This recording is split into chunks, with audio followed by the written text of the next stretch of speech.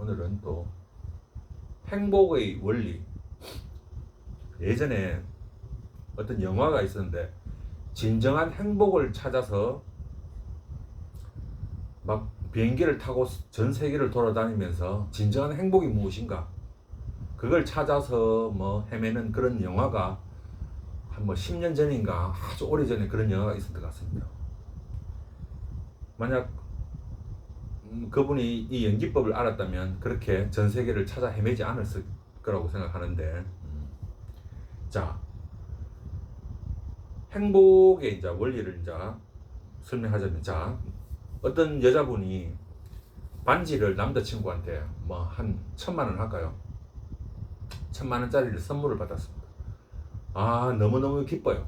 너무 막 행복하고 기쁘고, 그런 와중에 친구들 모임을 이제 가서 이제 자랑을 하려고 모임하는 날짜가 되었어요.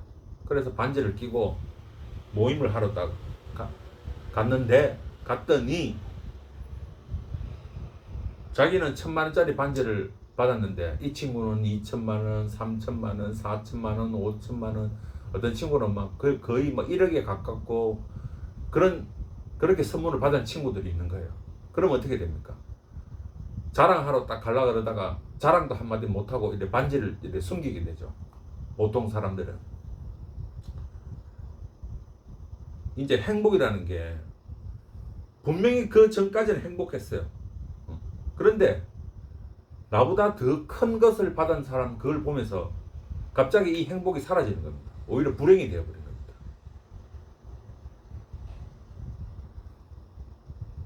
그러니까 행복이란 게 내가 행복을 느끼려면 나보다 못한 것이 어떤 것이 있어야 된단 말입니다.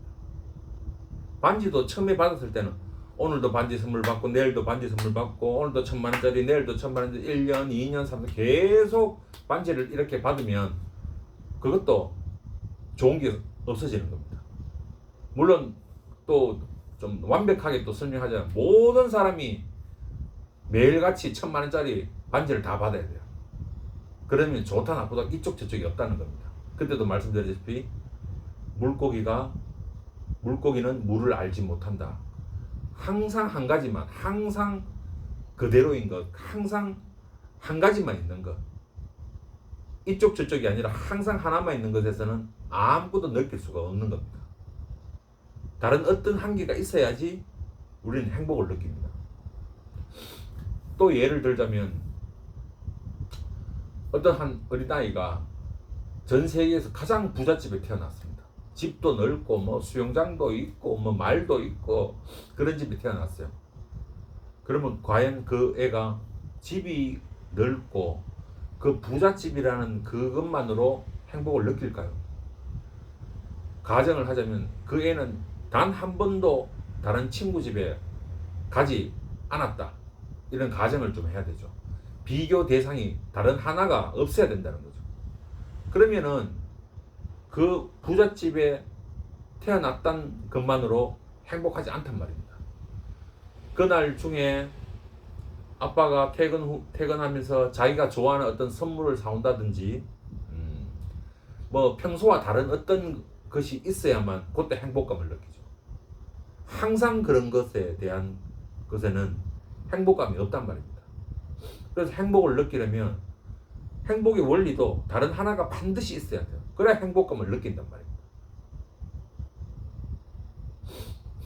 그럼 이제 이렇게 이제 질문을 하면은 행복은 꼭 다른 하나가 있다기보다, 자, 어떤 사람은 꼭 돈이 많이 든다기보다도 뭐 자연을 좋아하고 등산을 좋아하고 낚시를 좋아하고 꼭 다른 사람과 비교라기보다 그런 걸 했을 때 행복감을 느끼는 사람도 있지 않냐. 그거는 그렇게 설명을 할 수 없지 않습니까? 라고 이제 이야기할 수 있겠죠. 그럼 이것도 한번 설명을 해보겠습니다. 자, 태어날 때부터 어떤 사람은 이렇게 자연을 좋아하는 그런 성향을 가지게 태어난 사람이 있고, 또 어떤 사람은 신상백, 신상구두, 뭐 차 이런 걸 또 좋아하는 성향이 있습니다. 자, 그것이 내 속에 있단 말입니다. 내 느낌 속에, 나의 성향 속에 있단 말입니다. 그래서 이런 사람들은 자연을 딱 접했을 때 행복감을 느낀단 말입니다. 그래, 이것이 있으니까 자연을 만나니까 행복하단 말입니다. 신상, 백, 뭐 구두 이런 걸 하니까 그걸 한 개 한 개 살 때마다 행복감을 느낀단 말입니다. 이것이 있어 저것이 있다. 요걸 뭐 제가 60평 20평에 사는 느낌이 있기 때문에 60평을 딱 보는 순간 크다라고 느낀단 말입니다. 요 원리하고 똑같죠. 이것이 있어 저것이 있다. 백을 좋아하는 마음이 있기 때문에 백을 한 개 한 개 살 때 기쁨을 느낀다. 그래서 이 연기법을 계속 찾다가 보면 모든 부분에 다 이 원리로 뭔가 설명이 된다고 할까요?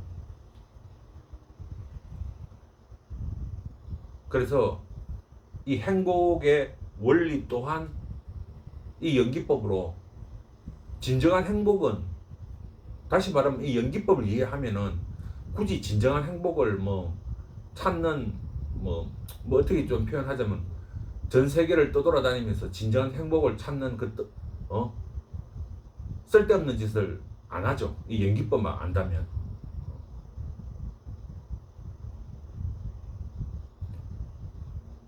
그래서 우리 행복의 원리도 이것이고 뭐 수돗물이 안 나오다가 나오면 또 거기에서 즐거움이 있고 아 수돗물이 드디어 나오는구나. 모든 원리가 이 하나로 통한단 말입니다. 그래서 이런 얘기 저런 얘기 이런 법문 저런 법문 이 모든 걸 이제 여러분 거로 만들려면 그 첫 번째가 가장 기본이 되는 게 일상에서 이 둘을 찾아라는 겁니다.